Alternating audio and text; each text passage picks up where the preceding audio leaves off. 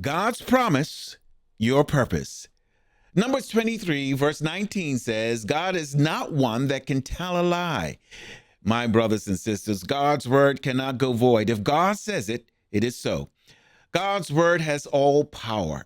God's word is living and will manifest within you as a spiritual truth and in the world as a physical reality. As soon as God says it, it is so.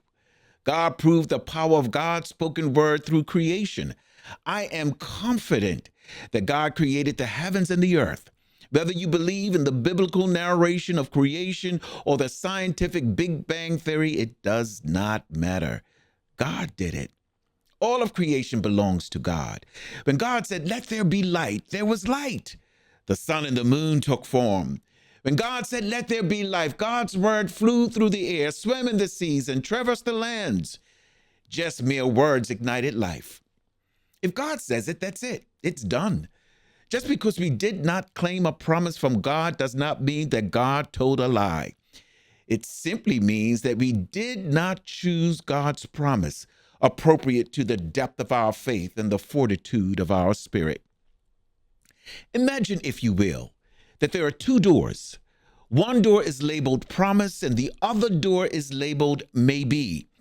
Behind the door of promise is your purpose.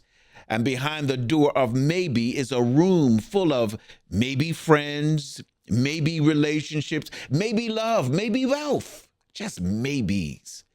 Now, the door of promise tends to be on the mountaintop, while the door of maybe tends to be right in front of us.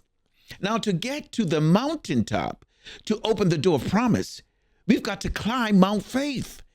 And to get there takes some work. We've got to labor and suffer cold nights and the heat of the day. We've got to walk those rocky roads and winding pathways, meander around boulders and rocks, and avoid unforeseen cliffhangers and landslides. And even when we get to the mountaintop, it's cold, cloudy, and windy.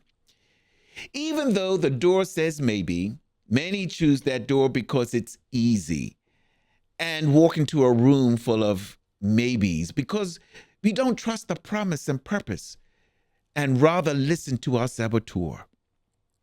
The saboteur will convince you that you are too weak for the work and that there is no purpose waiting for you on Mount Faith.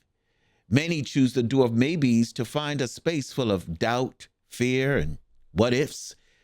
And just because you choose the door of doubt rather than the entrance to purpose, which leads to power, provision, possibility, and positive people, does not mean God's promise of purpose is not a reality.